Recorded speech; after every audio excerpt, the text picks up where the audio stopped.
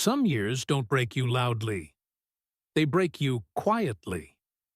The year Joseph was betrayed did not begin with pain.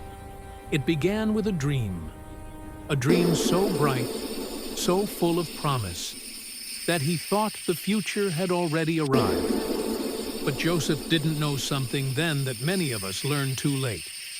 God often sends the dream before he prepares the dreamer.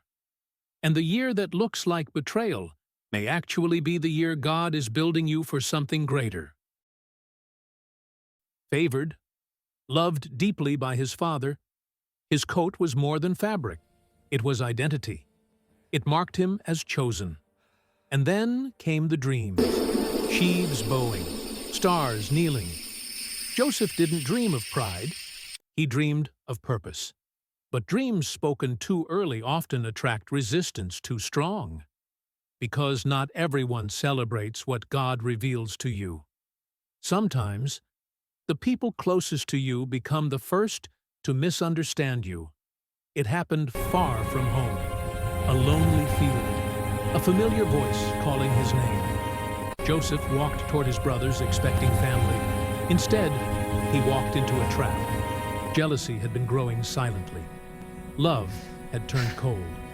And in a single moment, Joseph was stripped, not just of his coat, but of safety, of belonging, of everything he thought God had promised. The pit was dark. No echo of comfort, no explanation from heaven. Only one question ringing in his heart. God, did I misunderstand you? This is the part of the story we rush past. But Joseph lived here. Days turned into weeks, weeks into years. Sold as a slave, a stranger in a foreign land. No voice from heaven, no angelic rescue. Just work, faithfulness, and unanswered prayers.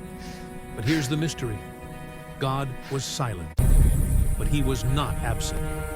While Joseph thought he was forgotten, God was refining character.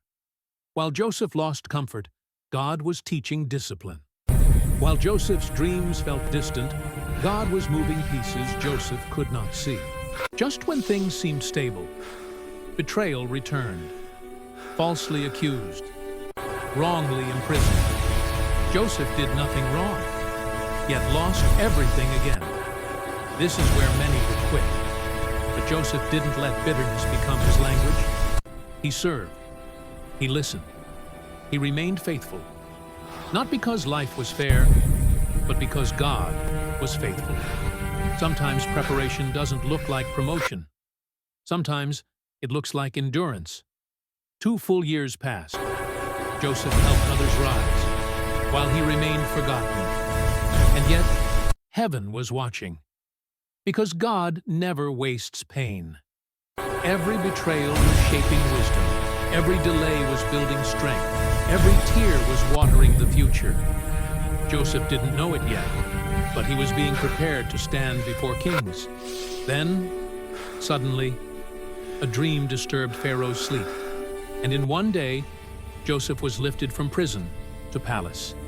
Not by revenge, not by manipulation, but by God's perfect timing.